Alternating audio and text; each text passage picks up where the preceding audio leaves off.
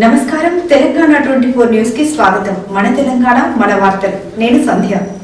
గణతంత్ర దినోత్సవాన్ని పురస్కరించుకొని బోయిన్పల్లిలోని బైసన్ ఆశా స్కూల్లో దివ్యాంగుల విద్యార్థులతో కలిసి గణతంత్ర వేడుకలను ఘనంగా నిర్వహించారు. బైసన్ ఆశా స్కూల్ అధ్యక్షులు సుదీప్తా జాన్ దివ్యాంగ విద్యార్థుల నిమిత్తం సెన్సారీ పార్క్ తో పాటు హైడ్రోథెరపీ సెంటర్ను ప్రారంభించారు.